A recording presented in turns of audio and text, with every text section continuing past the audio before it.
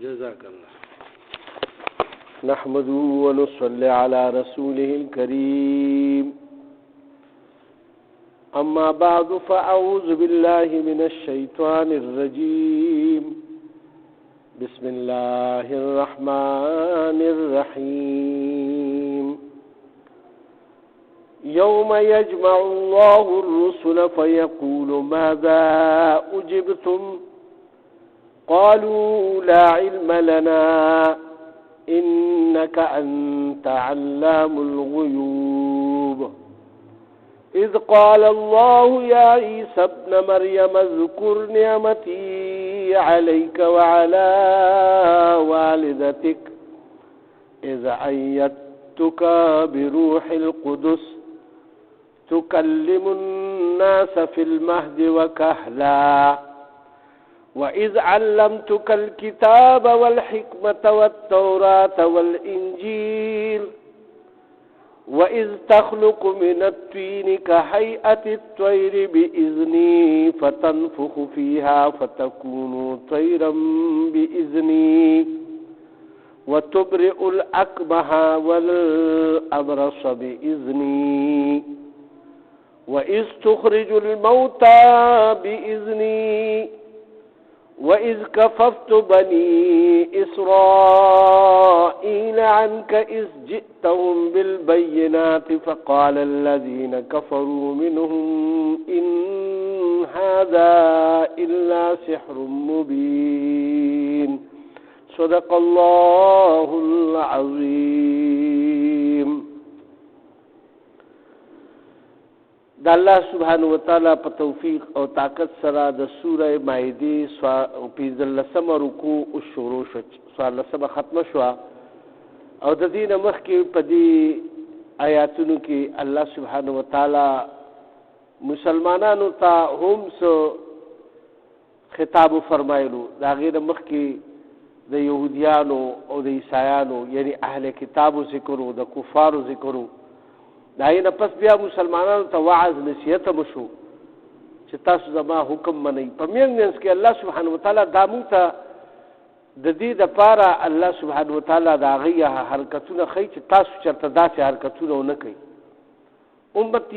امت محمد صلی الله علیه و وسلم الله پاک خبردار کوي چې د هغې غوندې کارونه مه کوئ چې کوم کارونه هغې کړي دي. او په مینځ کې الله سبحانه وتعالی ګوره مخکینه رکوع کې بیا د جوارې نه او دغه نه د منې کولو الله پاک د شراب او د دې ټولو حرمت بیان کو چې دا مه کوئ. اوس په منځ کې بیا دا الله سبحانه وتعالی پکې دا ووایي چې د شهادت خبرې پکې راغلي چې دا راغه کوئ، زیات سوالونه مه کوئ. او الله پاک یعنې زمونږ ورسره چې کوم دی نو تربیت کوي. اوس دلته چونکې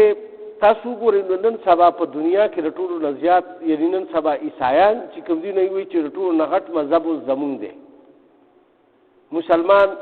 دویم نمبر باندې دی. عیسایان خو چونکې بس صرف په خوله باندې وایي زه عیسایي یم، بس ځان سره په کاغذ کې ولیکي عیسایي، نور هغوی دې ته نه ګوري چې یاره دا مطلب دا دی چې د دوی ګرجې ته ځي که نه ځي، صحیح عیسایي دی که نه دی، خو بس چې هغه عیسایت خپل ولیکلو بس هغه وایي دا عیسایي دی که نه. د دې د وجې نه هغوی وایي چې په ټولو کې غټ مذهب نن سبا چې کوم دی نو هغه عیسایت دی.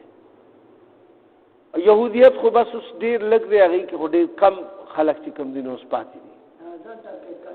او د دې نه علاوه مشرکان چې کوم دي نو مشرکان ډېر زیات دي. مشرک هر هغه کس چې الله سره شریک جوړوي او د الله کتابونه نه مني، رسولان نه مني، قیامت نه مني، نو دا مشرک دی یا کافر دی. کافر انکار کوونکې بعینه هغه کافرانو ته ویلی شي چې کوم بالکل الله خوړو بالکل مني نه، دهریه چې ورته ویلی شي، بس هغه کافر شو. اخو نه دین مني، نه اسلام مني، نه الله مني، هیڅ نه مني. وایي دا انسان چې کوم دی نو دا یو ماشین دی، بس پیدا شو بس ختم شو. څنګه چې د کمیونستانو او د سوشلستانو عقیده را، یعنی مطلب یې څنګه چینیان یا روسیان یا دې کې چې کوم هغه خلک دي چې لا مذهب ورته وایي، دې ته لا مذهب خلک وایي. نو او بعضې خلک چې کوم دی مذهب مني، لکه اوس هندوان دي مذهب مني خو لیکن شرک کې مبتلا شوي دي. عیسایان دي هغوی کتاب د الله مني، یهودیان دي هغوی کتاب د الله مني. د ټولو ذکر وشو خو دا ټول په مثال د کفر دي. ولې چې د ټولو فرقو د رسول علیه الصلاۃ والسلام د رسالت نه انکار وکړو، گو کدی کې پسنا صحیح وخت کې یعنی دی د الله عقاید په الله باندې دی عقیده شته چې الله موجود دی او الله دا هر څه کوي، خو لیکن دی هم پسنا صورت کې الله سره شریک جوړ کړی، لکه عیسایانو چې کوم دی نو حضرت عیسی علیه السلام او مریم بی الله سره شریکه کړی. دغه شانتي یهودیانو کې او فرقې چې کوم دی نو عزیر علیه السلام الله پاک سره شریک کړی دی. او کافران دی په دې شو چې دی د رسول الله صلی الله علیه و وسلم د آخري نبی انکار وکړو او د الله د کتاب د قرآن انکار وکړو. نور هغوی هم په آخرت باندې یقین لري چې حساب کتاب به کېږي هر څه دا ټول. نو الله پاک دې کې یو واقعه بیانوي چې د قیامت په ورځ به دا واقعه رونما کېږي. او د قیامت ورځ داسې ده چې الله سبحانه وتعالی به د آدم علیه السلام نه وارې تر آخري انسانه پورې ټول خلق چې کوم دی نو مخې ته ودرئ او 50,000 کاله ورځ به وي او ټوله دنیا به د الله مخې ته ولاړئ او څوک به د الله د رعب او د یرې د وجې نه چې کوم دی نو خبره نشي کولی، لاس په نامه به ولاړي. الله پاک یو ځای کې په کلام پاک کې فرمایي چې روح یعنی جبرائیل علیه السلام ډېره غټه فرشته ده، هغه او نور چې څومره غټې فرشتي دا ټول په ادب ولاړي، په لین کې په صفونو کې به ټول خلق ولاړي، انسانان هم په صفونو کې ولاړي، پیغمبران هم ولاړي او ټول به چې کوم دی نو بلکل خاموش وي. د الله سبحانه وتعالی په مخ کې به څوک غږ نشي کولی. نو دلته کې الله پاک به عیسی علیه السلام ته مخاطب شي او ټولو رسولانو ته به دغه شانتې تپوسونه به د هغوی نه کوي. اوس دلته کې د رسولانو ټولو پیغمبرانو ذکر راغلی په دې لومبي آیات کې. الله پاک فرمایي یوم یجمع الله، په کومه ورځ باندې چې دا جمع کړي الله سبحانه وتعالی الرسل ټول رسولانو لره، فیقولو نو د دوی نه به تپوس وکړي ماذا اجبتم، تاسو له څه جواب درکړی شوی، خپلو امتونو نه چې تاسو لاړئ تاسو زما د خدای خبره هغوی سره وکړه، کلمې دعوت مو ورکړو او مونځ په لمرابلل، زکات په لمرابلل، یا نور احکامات چې زما کوم تاسو هغوی باندې پیش کړو نو تاسو له هغوی څه جواب درکړو. نو دلته کې الله پاک ګوره دا فرمایي قالو لا علم لنا، دی به وایي چې یا الله مونږ ته هېڅ پته نشته. دی به دا خبره ولې وکړي حالان کې کوم پیغمبرانو په وخت کې چې کوم امتونه نه خو جوابونه ورکړي، لکه اوس ابو جهل د رسول الله سلام انکار کړی دی که نه. نو دغه شانتې فرعون چې کوم دی نو د موسی علیه السلام انکار کړی دی، یهودیانو د عیسی علیه السلام انکار وکړو، دغه شانتې د هر پیغمبر صالح علیه السلام هغه خلکو چې کوم دی انکار وکړو، د شعیب علیه السلام کوم انکار کړی. خو بیا هم د الله پاک د ادب د وجې نه او د رعب د وجې نه به دا ووایي چې یا الله ستا د علم په مقابله کې تا ته چونکې هر څه پته ده نو مونږ هېڅ نشو ویلی، لا علم لنا، یا الله مونږ ته خو هېڅ علم نشته، مونږ ته هېڅ پته نشته. یعنی دی به په دې دغه کې چې هسې د مونږ نه څه داسې خبره وکړو مونږ پکې غلط نه شو، الله سبحانه وتعالی روغ خو ډېر زیات دی. نو دلته کې دی به بس سکوت دا ووایي یا الله مونږ ته هېڅ پته نشته، او بیا به څه وایي انک انت علام الغیوب، او دا به د دې وجې نه وایي چې بېشکه الله پاک ته به فرمایي دی به عرض کوي انت علام الغیوب چې ته کوم دی نو د غیب خبرو نه په خپله خبرې یا الله. یعنی علم به الله سبحانه وتعالی طرف ته هغوی واپس کړي، د خپل علم نه به انکار وکړي. یو قسم ګوره دلته کې الله پاک وفرمایي لا علم لنا، یا الله مونږ ته هېڅ علم نشته، انک انت علام الغیوب، بېشکه چې ته هم خبردارې د هر عیب علم تا ته دی یا رب العزته. لہذا بیا به الله سبحانه وتعالی څه فرمایي اوس وګورئ د الله سبحانه وتعالی ذکر دی خبرو ته دونه ښکلې خبرې دي. اذ قال الله بیا به الله پاک عیسی علیه السلام واقع پکې ذکر کوي چې په هغه باندې هغه الله سره خلکو شریک کړی دی. د نور امتونو خدا حیثیتو د هغې خدای حیثیتو چې خو بوتان الله سره شریک کړي که نه هغوی خو د پیغمبر خبره اړونه منله، لیکن عیسایانو څه چل وکړو چې د الله پیغمبر له درجه د خدایت او رسوله او الله سره شریک کو، یعنی الټا چې کوم پیغمبر د هغې د هدایت لپاره الله پاک را لېږلی نو هغې دومره دغه کو چې هغه د خدای درجه ورکړه او یا د خدای زوی وګڼلو. نو ځکه د دې ټولو بت پرستو په مقابله کې دی له الله پاک د دوی دغه ځکه ترجیح دغه کوي چې دوی د ټولو نه هټ مجرمان دي چې دوی د الله په کتاب باندې یقین هم ساتي او په هغې کې دا وایي چې الله وحده لا شریک دی او بیا هم الله سره چې کوم دی شرک کوي نو لهذا او دوی ځان ته په ټوله دنیا کې د ټولو نه غټ مذهب هم وایي اوس د دوی خلک هم ډېري نو لهذا الله پاک به ده ته متوجه شي. نور خو بس هغې خو چونکې الله منلی نه دی که نه هغې خو د بوتانو عبادت کړی خو به بې حسابه بې کتابه جهنم ته ځي. دوی سره به مکالمه کېږي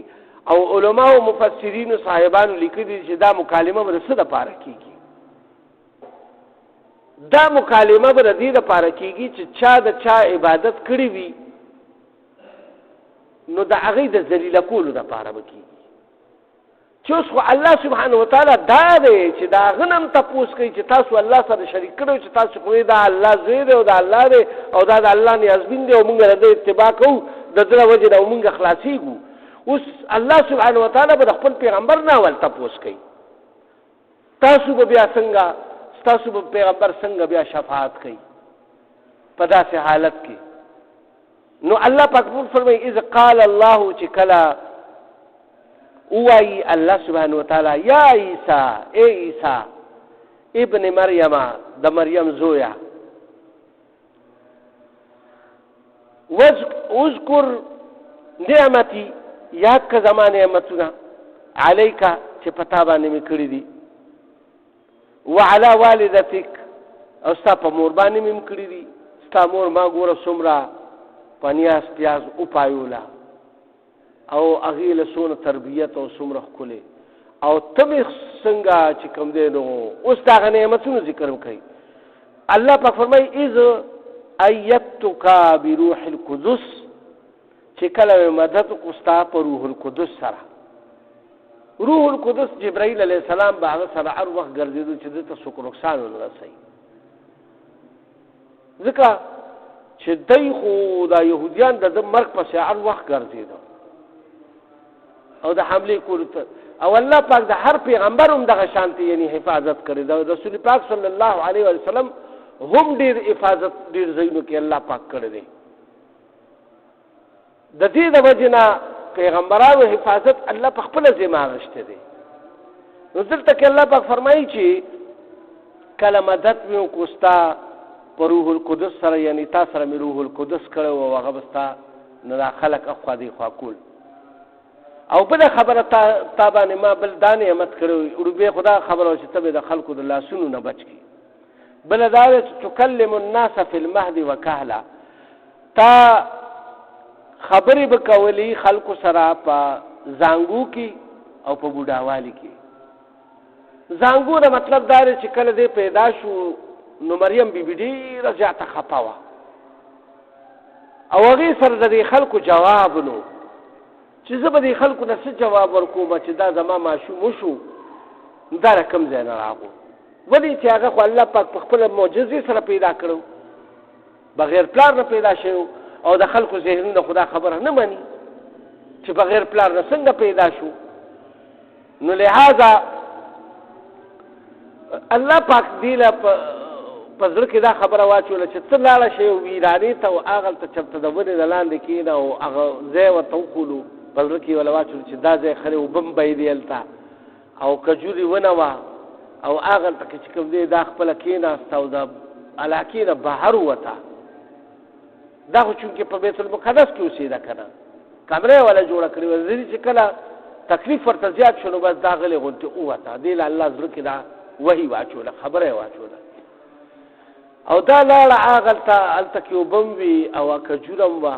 نو دې هغې د لاندې کېناسته او الله ته فریاد وکړي یا الله زه به دې خلکو له څه جواب ورکوم الله ورته وفرمیل چې ته به خلکو سره خبرې اړو کښېنه ته به ورته داسې کړي چې زما روژه ده او اشاره به وکړي دې ماشوم ته چې کله ماشوم دې وشي او بیا هغه پیشه او بس کار پیشه او خلق پیشه ته به خبرې چا سره نه کوې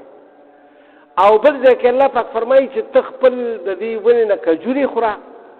او اوبه ورپسې څښه او بس ځان بڼوه الله پاک به ستا کفالت کوي ستا لوږه به م ختموي ستا تنده به م ختموي په دې کې چې ماشوم وزېږېدو نو ورو داسې خلک په لار باندې تله راتله بس خلکو ته پته ولګېده چې ماشوم وشو بس خلک واویلا شوه دا خو هغه مریم ده هغه مریم چې هغه په جومات کې وه او د هغې څنګه زوی وشو هغې خو واده نه دی کړی او راشئ خلکه دا تماشه وګورئ بس خلک یهودیانو ډنډوره وواله او ټول خلک پرې راغونډ شو چې راغونډ شو پرې ای ټول راغه او دې ته وایي چې ای مریم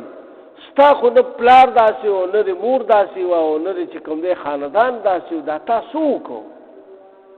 یعنې تا خو ګینې دا خو ډېر لوی د شرم کار ده چې بغیر خاوند نه ستا ماشوم وشو نو هغې ورته داسې کړ او ورته یې داسې کړ اشاره یې ورته وکړه او ورته یې څنګه به دی موږ سره خبرې کوي دومره ماشوم خبرې کولی شي دا د عقل ړانده خلک چې کوو د دې نه باوجود چې کوم دی ګوره د ایمان راوړو چې اشاره یې ورته وکړه چې څنګه هغه له ورغه نو هغه ورته چې اني عبدالله زه د الله بنده یم او زه د الله رسول یم او زه بني اسرائیلو ته رسول جوړ کړی شوی رالېږلی شوی یم او ما ته الله پاک د تورات علم هم را کړی دی او د انجیل کتاب هم را کړی دی دلته کې الله پاک اوس دا ذکر فرمایي او دا وکهلا ذکر چې الله پاک وکړو که نه نو وایي په بوډاپه کې یعنې په غټ عمر ته ورسېدي نو کله ده به چې دی د 30 نه واوړېدو نو دی خو چونکې پیدایشي خبرې شروع کړي نبوت نو دی چې بلوغت ته ورسېدو نو ده بس خلکو ته وعظونه نصیحتونه کول او بیا دغه نو بس بیا آخر کې هغوی د خپل هغه نه بار شو چې دی اوس موږ ته خبرې کوي او یې په خو بدګماني کول او ماغه چې دی بغیر پلاره پیدا شوی توبه استغفار لکه نن سبا چې یو بغیر پلار نه څوک پیدا شي نو خلک ورته حرامي وایي نو هغوی به توبه استغفار دی خلکو یعنی په داسې القابو باندې دی دغه کولو چې یعنی مطلب دا دی بد به یې ورته کتل نو چې کله د ده وعظ نصیحت به کېدو نو بس دی به بس بیا چې کوم دی د برق ته تیارېده خو هلته خو ما تاسو ته ووایي که نه چې الله پاک ذمهواري اخېستې وه روح القدس ورسره و نو هغوی روب به دونه و چې هغه عمله به پرې نه شوه کولی بیا بادشاه ته شکایت وکړو نو هغه بیا د دې مدد دپاره دستر ولېږل او الله بیا چونکې بس یو حده پورې یو شی وینو بس بیا الله پاک کارونه دي که نه هغه بیا تاسو ته په خپله مخکې راشي دلته اوس الله پاک فرمایي چې په بوډاوالي کې هم د دا خبرې وکړي او دویمه د دې نه مفسرین دا خبره وباسي چې دی چونکې الله پاک اسمان ته په ځوانۍ کې اوچت کړو نو دی به بیا ځمکې ته راځي نو دله به بیا الله پاک چې کوم دی نو بادشاهت هم ورکوي او دا کفر به ټول ختموي دا عیسایان به ټول چې کوم دی نو مسلمانان کېږي او دا خنزیران او دا دی چې کوم دا شرابونه څکي او دا زناګانې کوي دا هر څه دا به خدای پاک ختم کړي او یو د اسلام حکومت به قایم شي او د رسول الله صلی الله علیه وسلم په دین باندې به چلیږي او 40 کالو پورې به دی چې کوم دی نو دی به بیا حکومت کوي او ډېره فراواني به یو اور طرف ته به د اسلام د هغوی کفر به الله پاک بالکل ختم کړي دا هغه وکهلا نه دا مطلب دی چې یعنی په بوډاوالي کې هم دی بیا الله پاک هغه دغه کوي کفر به ټول ختموي او په کفر کې هم د الله د دین دعا یعنې د کفر د ختمولو دپاره به د الله د دین دعوت چلی نو هغې طرف ته اشاره ده مفسرینو حضراتو لیکلي چې دې نه دا معلومیږي چې مطلب دا الله پاک به دی واپس رالیږي ځکه چې بوډاوالي کې به دی په آخري عمر کې به بیا خبرې کوي اوس الله پاک هغه نور نعمتونه د ذکر فرموي وإذ علمتک الکتاب او چې کله مې تا ته وښول هغه کتاب لره والحکمت او حکمت والتورات والانجیل او تورات او انجیل یعنی طالب د دې علم درکو تا به د ورکوالي نه داسې خبرې کولې چې هغه د حکمت او د بصیرت نه به ډکې وي او د کتابونو علم مې درکو د تورات او د انجیل علم مې درکو او بل معجزې مې درکې هغه معجزې کومې دي هغه اوس الله پاک ذکر فرمایي دا هغه نعمتونه دي ښه الله پاک مخکې ذکر فرمایي یو دا اوس بل دا نعمت دی وَإِذْ تَخْلُقُ مِنَ الطِّينِ كَهَيْئَةِ الطَّيْرِ او کله چې به جوړ بکتا جوړول به دي من الطِّينِ د خټې نه كَهَيْئَةِ الطَّيْرِ پشان د یو مارغه د مارغه صورت کې به یو داغه پشان باندې به یو مارغه جوړ کړو خټه به راوایستا مثال د مرغه دغه جسم بر جوړ کو او چې څنګه بر راسي کو بس هغه کې وساره هغه ژوندې مرغه بشوا او داسې به پرې خوا بول پتا دا الله پاک دله معجزه ور کړی و دا څومره غټه معجزه ده د خټونه او دې کې الله پاک دام ثابتوي چې تاسو وایي چې آدم علیه السلام چې د خټونه پیدا شول د کې بیا دا رګونه څنګه جوړ شو وینه پکې څنګه چالو شو او سترګې پکې څنګه جوړې شو وډوکی پکې څنګه جوړ شو چمړه او ویښته دا ټول څنګه جوړ شو نو په اخیری کې الله پاک چې کوم پیغمبر رولې ګوري عیسی علیه السلام دنیا ته دام او خول چې یعنی مطلب دا ګور د خټونه هغه جوړه کړو په یو چوک باندې هغه مرغه شو نو پای باندې پرم راغه پای کې یعنی مخوکم راغه داغي جبم راغه پای باندې بړیم راغي مثال عرص پیراغه نو دا چاوک دا نو دلته کې الله پاک فرمایي به اذنی دا زما په حکم سره کېده تا خو په چوپ کولو خدا زما حکم ګور الله پاک فسدا فرمایلی اوس عیسایان دا نه مری به اذنی دا اذنی ټکه ته لري کړل چې دا باغ کول نو هغه خدای او دا به اذنی ټکه ګور الله پاک په اړیو معجزې سره فرمایلی به اذنی دا زما په حکم کول زما د حکم نه بغیر دا کار نه کېدو بیا الله پاک فرمایي فتنفخ فيها نتاو پای کی چې پوکي اوهلو فتكونوا طيرا باذني نو بیا به چلو شو دا تاب چې پای کی پوکو وهلو نو هغه بیا چلو شو چې هغه مارغه شو خدا به زما په حکم کېدو اول به زما په حکم باندې مرغه جوړه کا بیا به راي کی پوکو وهل او دا به زما په حکم باندې دا کار وکړو وتبر نو دا هغه والوتو او هغه ژوندې مرغه شو اوس الله پاک بل نعمت فرمایي دا یو نعمت خود دغه شو واذ وتبرئ الاكمه والابرص باذني او کله چې به تاخ کول یو د مور نه پیدا شوی وړوند مادرزاد یعنی پیدایشي وړوند چې موږ ورته وایو والابرص او کوم باندې چې برګي مرض لګي د برګي مرض ګورو دا اوس په اوسه پورې علاج نشته تاسو دا برګان ګرځي کنه علاج نشته ورستر ودا برګي مرض سیوا کیږي باذنی نو پای باندې چې څنګه هغه لاس راخ کو د الله په قدرتونو دا هغه برګي مرض به بالکل خشو نو وېدا به چا کیو زما په حکم سره بکیدو باذنی الله پاک هر معجزې سره فرمایلی باذنی تا په خپل قدرت نشو کولای حرکت به صرف تا کولو واذ تخرج الموت باذني او چې کله به تا یو مړی د قبر نه راوچت کو نو هغه به چې کوم دی دغه ژوندې شو خدا به چا په باذني ګور دې سره الله پاک باذني فرمایلی دی د قبر ته بودرېدو ور دا یو معجزه الله ورکړي هغه ای چې يهوديان نه منل ورته چې معجزه مونږ ته خیر دا معجزه ورته بیا وکړي نو دا ورته قم باذن الله پس دا الله په حکم سره ای قبر خاوندا بس قبر ودا داسې سره په پټو دیدو یا بچي عمره داسې شی او بدو په لاس راخ کو بس هغه خدای پاک بیا دوباره ژوندې کو لہذا دا برچا په حکم کې ده بإذنی زما په حکم کې ده ځکه الله په ګوره هر یو ټکي سره بإذنی ټکي لګولې ده. وإذ کففت او چې کله ما کافی شم ستاره پارا بنی اسرائیل رکاوټ د پارا د بنی اسرائیلونه یعنی ایتا تلاس چولو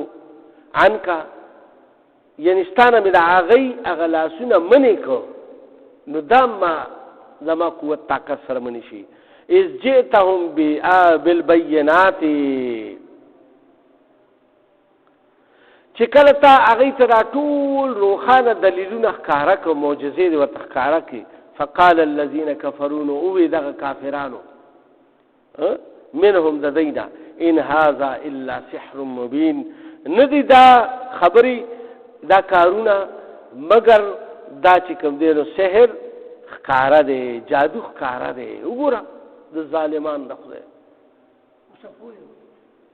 تاسو اوس ما ته دا ووایئ که نه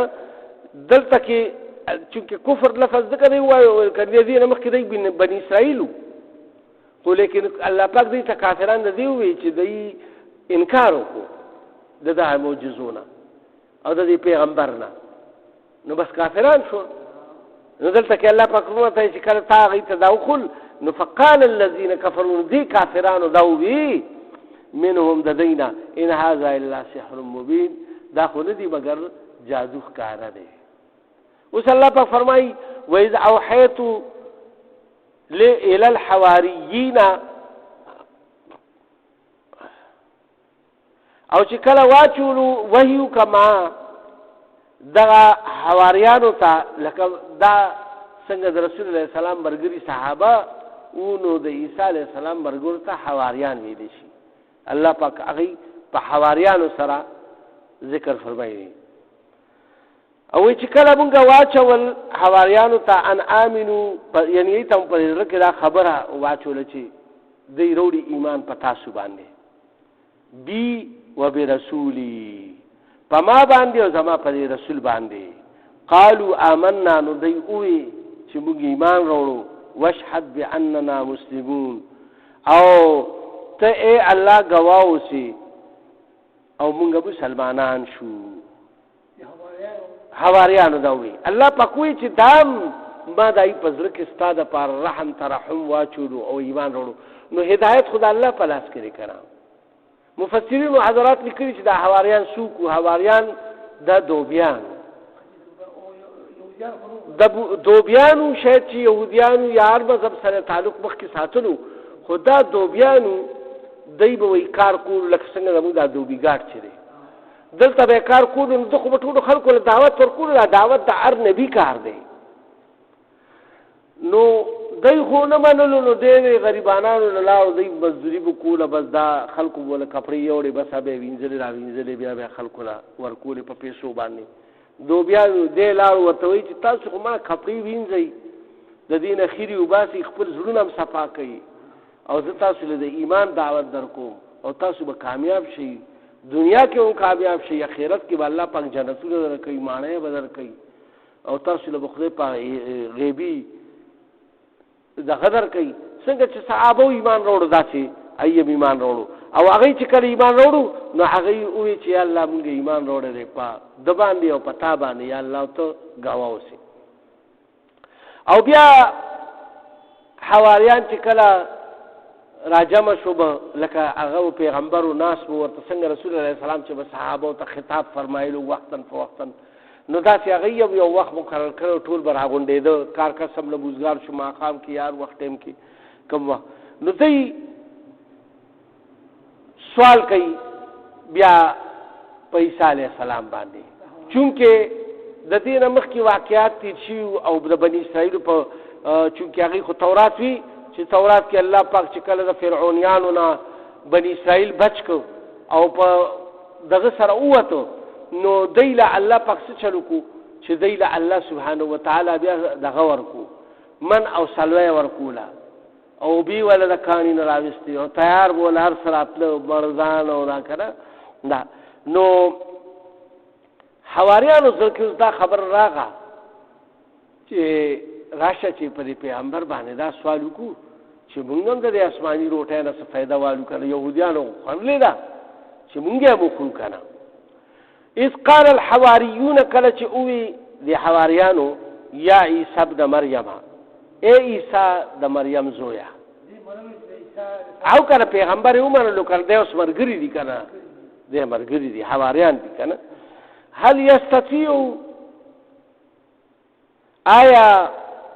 کولی شي ربک ربستا ان ينزل دا چې را نازله کی علینا په موږ باندې مائده من السماء یو خوان د اسمان نه خوانچه چې موږ ورته دا لوی یا مجبچ یو پکې روټه وي خلک چې بلبنو وړي کنه نو هغه غټه ټری چې ورته موږ وایو اوس ورته موږ خلک ټری وایو او دی وځونو کې وړي او پکې ریږي واری او شی پکې پوری کنه د سلورو یا د اتو کسانو یعنی مختلف قسم دي اروړي او تاسو ته کې دي او خریته نه کسانو لپاره کافی وي او دا خو بیا آسماني دغه وا نو دی او دا خوانچې ته وي نو دی دا سوالو کو ګره چې یعنی ستار رب دا طاقت لري شي د یو سوال یې غونډه خبر اوکا اينزل علينا مائده من السماء چې نازله کی په مونږ باندې یو مائده یو خوانچا د اسمان نه. قالت اتقوا الله هغه ته एकदम وی چې دا داسې خبرې مکه وي یریږي د الله نه داسې سوالونه مکه وي تاسو دا کوي تاسو الله ذات چیلنج کوي. هل یستطيع آیا طاقت لري شي رب خدا څه طاقت لري رب خو کائنات تو رب دغه خورس پیدا کړی دي هغه ته دا مشکل کار نه دی خدا سي سوالونه مکوي ولی د داسې سوالونو شرایط هم ډیر سخت وي دا یې شرایط هم ډیر سخت وي نو دوی ورته سوي قال اتقوا الله دو تخوي چې یریږي د الله نه بس دا مغواړي ان کنتم مؤمنین که چرتا په صحیح مانو کې ایمان راوړي وي او مؤمنان په ما ایمان راوړي په الله ایمان راوړي بس دا بل غیب دی او بس دغه معجزې تاسو لپاره کافی دي اوس نور سوالونه مکوئ نو دوی څه چلو کو قالو دوی ول جواب سور کوي نريدو مونږ دا غواړو ان ناكل منها چوخر دینا وتطمئن قلوبنا او مطمئن شي زړه زمونږه ونعلم ان قد صدقتنا او مونږه پیښ په دې خبره او یقینا چې تاسو ته رشا خبر راوړلې ونكون او شو مونږه علیها په دې باندې من الشاهدین د گواهانو نه روبه خبردار چې یو خو دا مونږ لاسمانی طعام راشي مونږ براغي نو خو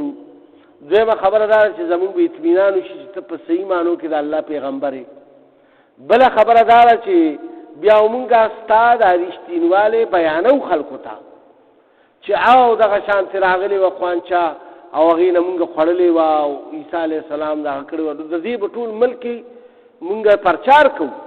او بیا به چې کوم ډیرو خلک عیسایان کیږي او دغه وکړو کنا ونكون عليها من الشاهدين او شو به مونږ په دې باندې گواهان چې مونږ ته داسې راغلي و زمونږه گواهی کوو مونږ ته خړلې ده خلکو یې لکه په خپل سترګو دي دي په خپل دا کار کړی دی نو پای باندې ډیر یقین خلک ساتي کړه نو دای دا خبر اوکا دلته کې الله پاک فرمایي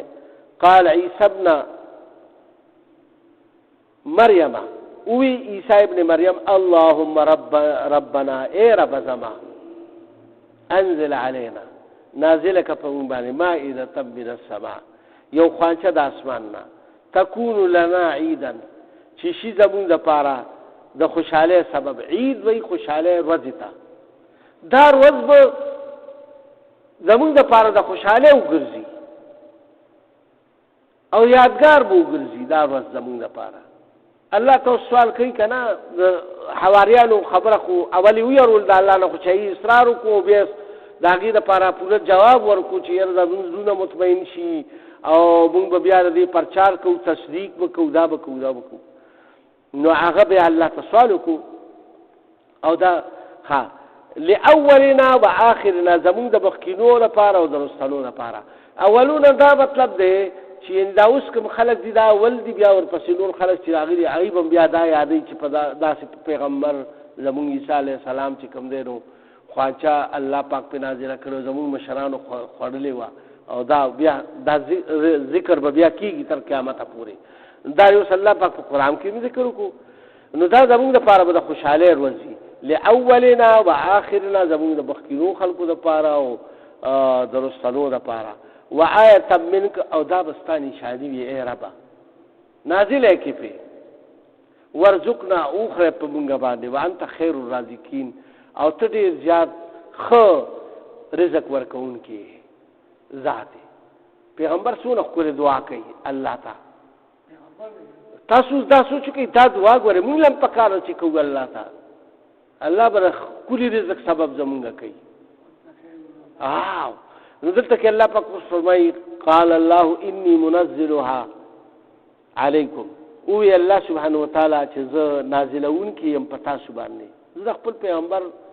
دا پار تا سبحانہ دا نازلون فمن یکفر خوگوڑے کچا انکارو کو بیا رستو بعد منکم ددین پس فانی اعذبه نزب بیا عذاب غیل ورکم عذابا لا اعذبه احدا دا سے عذاب چې نه به مې ورکړي ګوردینه مخکې چاتم من العالمین په ټول جهان کې په ټول جهان کې مې چاته داسې بیا عذاب دی ورکړي نو دی باندې شرط څه کېښودی شو دی ته صرف دا وویلی شو چې بی تاسو له راشي که نه نو بل وخت به نه کېدی او بس تاسو به وخورئ او ښه ښکلې مزې به پرې والئ او دغه به وکئ او بس بیا به خلق ځانونه پې باړه کوي خو بل وخت به نه کېدی نو دی له چې کله خوانچه راغه نو دی ته دا خو انسان عادت دی د بل وخت خو فکر کوي مثال دی په کیلو وړو باندې مړېږي نو 10 کیلو راوړي او چې په څوک چا 10 کیلو خرڅوي نو هغه 2 بوره راوړي او چې چا 2 بوره او چې شاټېجي نو بس بیا خو ټول دکان په مخوالي چې پیسې ورسره وي به خلکو ته ورسه پرېږدي نه او تاسو په دې ودونو کې کتلی چې راکم حالي بس پلیټ به دومره سوپر کې چې بیا به ډکول دونه به ډک کې چې بیا به آخر کې خورې به نشي بیا به پاتې شي نو ضایع کول کوي نو الله پاک دې ته وایي چې څومره خوړې شي وخورئ ځان په ښه ډیډه کوي موړ کوي پې خو لیکن د بل وخت دپاره به نه کېدی لهذا الله پاک دا دې قواعد او ضوابط سره ضوابط سره دا الله پاک هغه خوانچه نازله کړه خو لیکن دی په هغه خبره کې ونه منله او د بعضو په زړونو کې دا خبره راغله چې یاره دا چېرته یار څه دا خو څنګه راغله دا څنګه چلو شو دا چا راوړو دا څنګه لکه او چا خیانت وکړو هغوی د بل وخت دپاره کېښوه بس د شپې نه پې الله سبحانه وتعالی د دوی د هلکانو نه شادوګان جوړ شو چې چا چا دا کار کړو چې چا نو کړی هغوی باندې نو دا عذاب چې چا دا کار کړو سار چې را پاسېده که نه نو شادوګانو څوک او څوک خنزیرانو مشران خنزیران شو او هغه کشران یې نه دي هغه شادوګان شو اوس چې څنګه راغو یقول او سترګو نه یې اوښکې تله سار پیغمبر ته راغله چې دا څنګه هغه ورته وایي که نه وایي تاسو ته ما وایي چې د الله نه ویرېږئ داسې سوالونه مه کوئ ورې ټینګ به نه شئ ټینګ به بیا نه شئ او داسې سوالونه مه کوئ ایمان مو راوړی دی بالغیب مو راوړی دی بس په دې باندې امن نفس د دې د وجې نه مسلمانان الله پاک مخکې بني کړي چې تاسو داسې سوالونه مه کوئ د پیغمبر نه د دې دپاره امت محمدیه صلی الله علیه وسلم ته الله پاک مخکې فرمایلی دي چې تاسو ډېر سوالونه مه کوئ غیر ضروري سوالونه مه کوئ غیر ضروري معجزې مه غواړئ د هغې قواعد و ضوابط هم ډېر سخت دي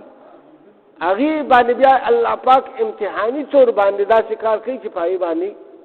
څه ناستا باندې به امتحان لګوي آدم علیه السلام ته یې چې جنت کې خورار څه خو د دې یو ونې نه مه خوره بس دا خو الله پاک فخر کنه الله پاک په ازمایش کې څنګه اچوي انسان الله پاک موږ ته وایي چې خورئ څکئ ولا تسرفو خو اسراف مه کوئ ضایع کوئ ما ډېر زیات تر سپېموزار مړوئ ما بیمار به شئ الټی به وکئ ابه معذب نشي یو دوه درې نوړی کمې وخورئ که نه نو دلته کې چې کله دی دا کار وکړو نو الله پاک ورته مخکې ویلو چې ګوره که چا بیا انکار وکړو د انکار نه مطلب دا دی چې ناشکري وکړه او کفر وکړو د الله حکم مې ومنه او وی نه منلو نو هغوی له به زه بیا داسې عذاب ورکوم چې هم په عالم کې چاله دي ورکړي نو هغه عذاب څو دا په عالم کې چاته نو میلاو شوی په یهودیانو باندې صرف عذاب راغلی نه صرف شادوګان جوړ شوي د دوی د مشرانو نه پکې خنزیران جوړ شو چې چا دا کار کړو دا هغه عذاب نو بس د الله نافرماني وکړه که نه سخته معجزه غوښتې وه او د هغې د وجې نه الله پاک فرمایي اوس دې پسې بیا بله رکوع کې هم انشاءالله هغه بیان را روان دی الله سبحانه وتعالی دې مونږ ټول له په دې آیاتونو باندې د عمل توفیق راکړي الله پاک دې زمونږ دا ناسته په خپل درګاه قبول او منظوره کړي او یا الله په دې کې که زمونږ نه څه کمۍ زیاتې شي لاندې باندې شي هغې معافرات وکړي او مونږ سره رحم کرم والا معامله وکړي په دنیا او په آخرت کې یا الله داسې کارونه رانه والي چې ستاسو د رضا او د لقا او د قرب سبب جوړ شي په مونږ کې په کورونو هسپتالونو کې څومره خلک چې بیماران هر قسم روحاني بدني اخلاقي ذهني ټولې بیمارونه مو شفایاب څومره مؤمنان مسلمانان قرضداران دي سره زمونږ ټولو قرضونه ادا کړي د چا څه حاجتونه دي یا الله هغه حاجتونه ولا پوره کړي څوک په څه قسم مصیبتونه آفتونو کې د مؤمنان مسلمانان هغې دغه مصیبتونه آفتونه ترې لرې کړي په خپلو کې مینه محبت د ټولو مؤمنان مسلمانانو پیدا کړي او یا الله مونږ سره رحم کرم والا معامله په دنیا او په آخرت کې وکړي په آخر کې به دا عظیم شانه کریمه نصیب کړي چې لا اله الا الله محمد رسول الله صلی الله علیه وسلم